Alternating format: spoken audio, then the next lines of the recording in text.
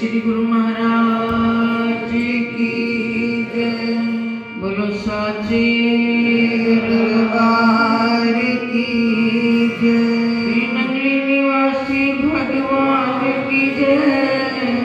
बोलिए वृंदावन बिहारी लाल की जय।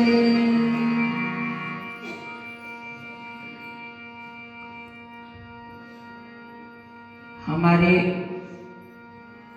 जीवन का ये परम उद्देश्य है जिसको पूर्ण करने के लिए भगवान ने हमें ये मानव जीवन प्रदान किया है। वो है भगवान की प्राप्ति। और इस उद्देश्य की पूर्ति के लिए आज कलयुग के अंदर एक हमारे पास सीधा और सरल रास्ता है।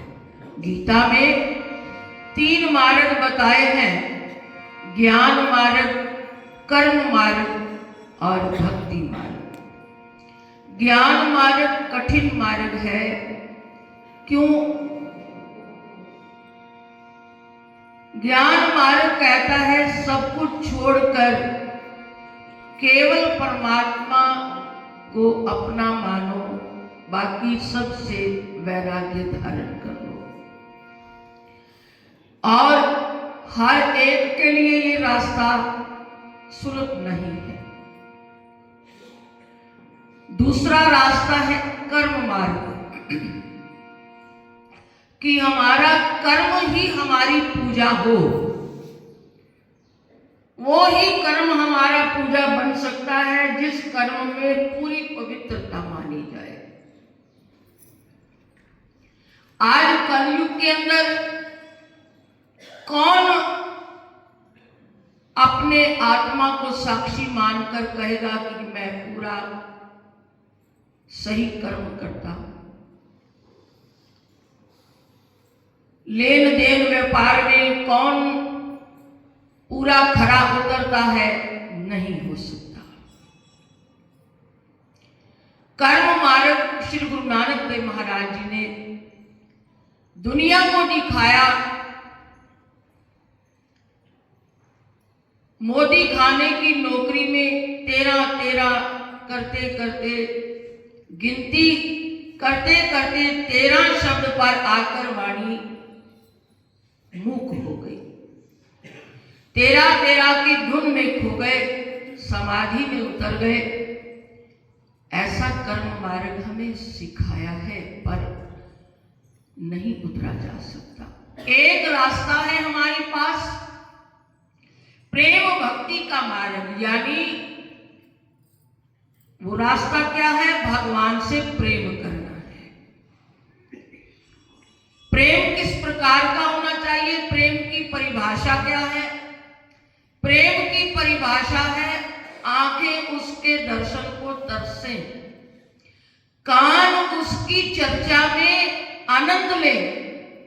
जहां उसकी चर्चा, उसकी बात हो, उसके अंदर हमारी रुचि हो, और वाणी जब जब समय मिले उसके गुणगान में लग जाए। ये प्रेम की परिभाषा है। जैसे दुनियादारी के अंदर आप किसी सखी मित्र सहेली कहीं से भी आपकी अटैचमेंट हो जाए तो बार बार उसको मिलने की चाह बनती है, उससे बात करने को मन होता है। यहाँ तक ही नहीं, उस पर इतना भरोसा कर लिया जाता है, चाहे वो कोई भी रिश्ता हो सकता है, उसमें विश्वास समर्पण जरूरी है। बस ये प्रेम मार्ग पर जो चले हैं उन्होंने पाया है, लेकिन पाने वालों को बीच में कष्टों के पड़ाव से भी गुजरना पड़ा। मीरा ने प्रेम किया तो जहर पीना पड़ा। प्रहलाद भक्त ने प्रेम किया तो क्या नहीं, जन्म देने वाला पिता ही शत्रु बन गया।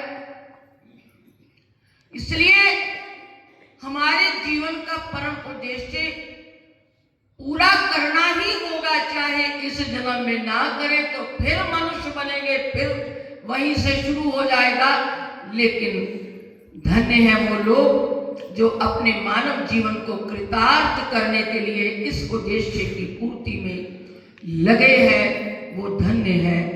आइए, ये एक भाव इस भजन के अंदर कहा गया है।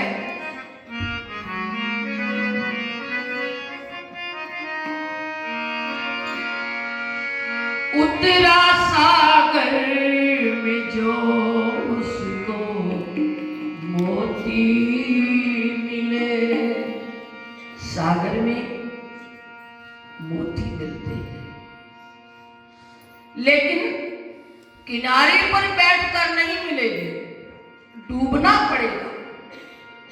अभी हम किनारे पर बैठे भगवान के प्रेम की बात करते हैं, उसमें डूबने में ना जाने किन किन तूफानों का, किन किन परीक्षाओं से गुजरना पड़ेगा। किस किस ने कौन सी परीक्षा दी, कैसा प्रेम किया, इस भजन के अंदर आप श्रवण करोगे। उतरा सागर में जो उसको मोती मिले, खोज की उसकी जिसने उसे पा लिया। उतरा सागर में जो मोती मिले, उतरा सागर में जो उसको मोती मिले, खोज की उसकी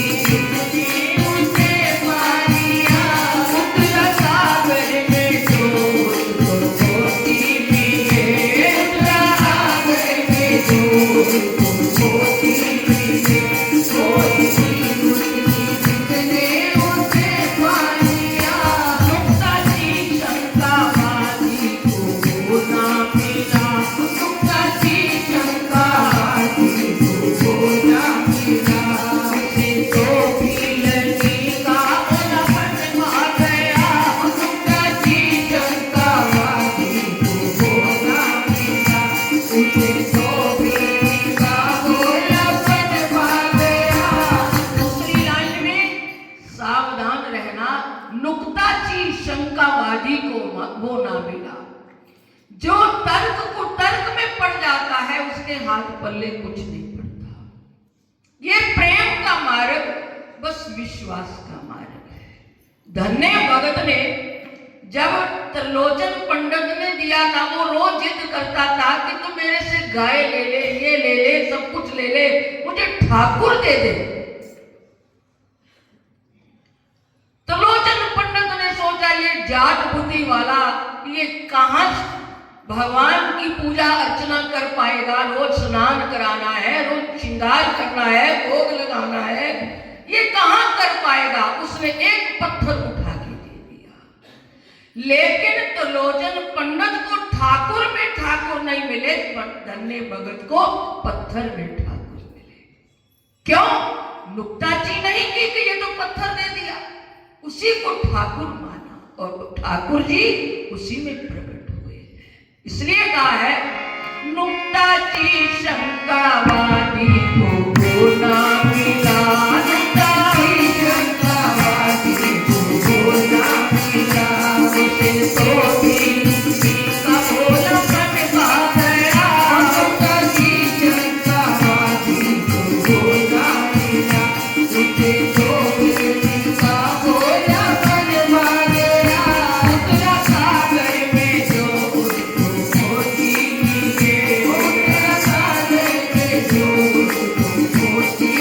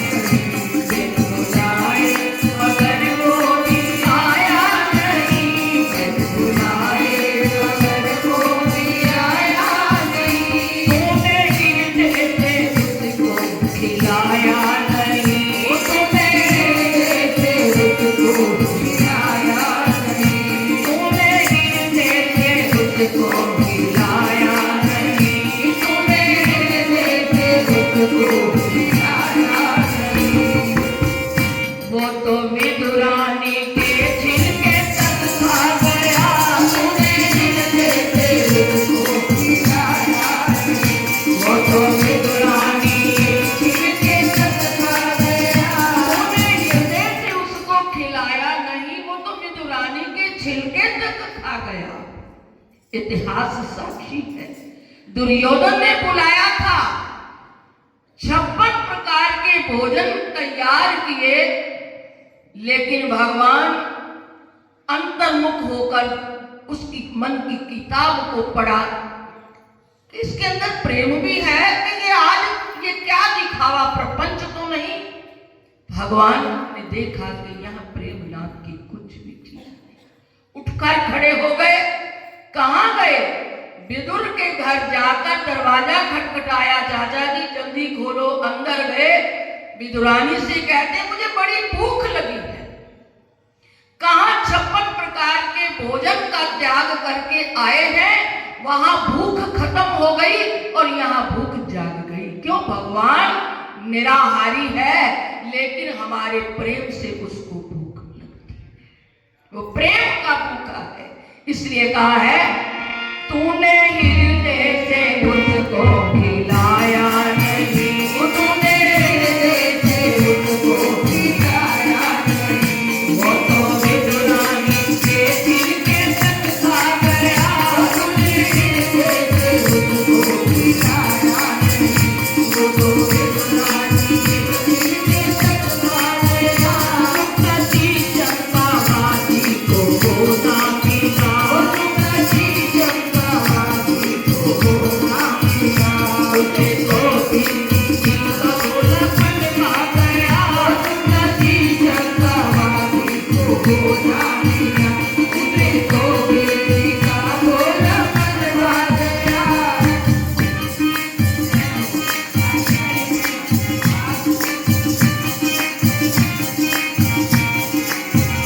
प्यार से प्यार है, सीधी सी बात है। प्यार से प्यार है, सीधी सी बात है। प्यार से प्यार है, सीधी सी बात है। प्यार से प्यार है, सीधी सी बात है। प्यार कब पूछता है कि क्या जात है, प्यार कब पूछता है कि क्या जात है। प्यार से प्यार है, सीधी सी बात है।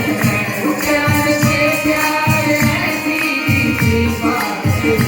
प्यार कब पूछता है कि क्या जात है, प्यार कब पूछता है कि क्या जात है। ये जात पात भगवान ने नहीं कभी देखी। मिसाल है, वृंदावन में रसखान कौन है? एक मुसलमान था। एक बार एक मंदिर में भगवान की झांकी का दर्शन हुआ। ऐसा आकर्षित हो गया, पूछा कि ये कहां मिलते हैं, ये कहां मिलेंगे? तो बताया वृंदावन में है। इनके दर्शन आपको वृंदावन में मिले। गरीब था और सोचने लगा कि मिलने जाऊंगा तो मेरे पास भी तो कुछ नहीं। कई दिनों तक मजदूरी की, कुछ पैसे मजदूरी करके इकट्ठे किए, भगवान के लिए वस्त्र तैयार किए, कुल्ला जो पाकिस्तान के अंदर बुजुर्ग लोग पहनते थे पगड़ी के रूप में, और जूता तैयार करवाया। ये सारा श्रृंगार लेकर सलवार कुर्ता पजामा, सलवार नीचे और ऊपर लंबा कुर्ता ये लेकर पहुंच गया। वहां पंडितों ने प्रवेश ना किया तो मुसलमान। लेकिन ऐसा प्रेम था कि ठाकुर जी उसके लिए स्वयं बाहर आ गए और उसने भगवान को अपना श्रृंगार अर्पण किया। तो आज भी वो रसखान की समाधि वहां दर्शन के लिए है, गोकुल के बाहर की तरफ। आइए उसके लिए एक उदाहरण दी है। क्या? प्यार से प्यार है, सीधी सी बात है। प्यार से प्यार है, सीधी सी बात है। प्यार कब पूछता है कि क्या जात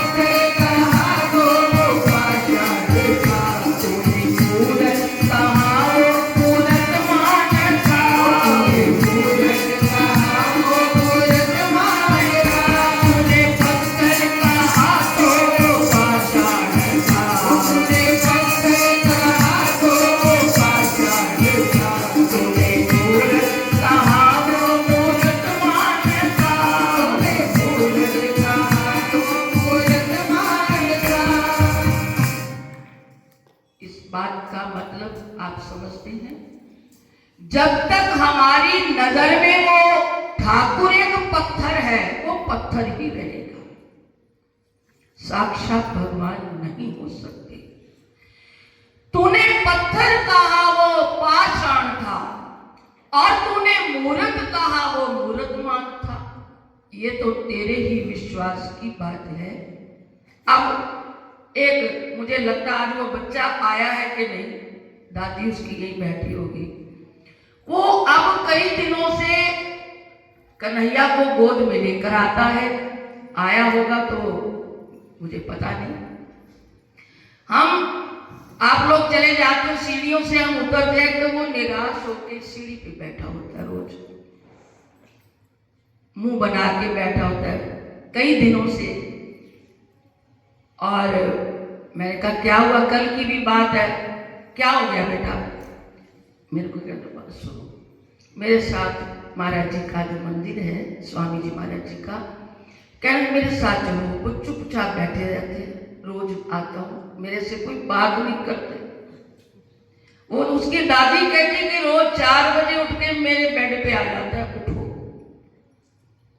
मैंने महाराज जी से बात करनी है। अब बच्चा है, 6 साल का मेरा कल बच्चा है। अब ऐसे हृदय में कोई ऐसी वो रूह है जिसके अंदर भगवान का प्रेम अभी छिपा हुआ है, वो कभी प्रकट होगा। बस उस प्रेम को बनाना पड़ता है। किसी का पूर्व जन्म का बना हुआ है, वो आगे बढ़ रहा है, बनाना तो पड़ेगा। तूने पत्थर कहा वो पाषाण था, तूने मूर्त कहा वो मूर्तमान था। तो अब आप सोचिए, एक बच्चे को ये विश्वास है कि मेरे से बात होनी चाहिए, मैं बात करना चाहता हूं। रोज जाकर उनके चरणों में बैठा। मैंने कहा बेटा आप अपनी बात महाराज जी से कह दिया करो, आपको जरूर एक दिन आपको जवाब देंगे। क्योंकि बच्चे का प्रेम है, उसको बढ़ाना है, पूर्व जन्म की कोई साधना का परिणाम है। इसलिए कहा है प्यार तूने पत्थर कहा तो वो पाषाण था, तूने पत्थर कहा तो वो पाषाण था, तूने मूर्त कहा वो मूर्तमान था, तूने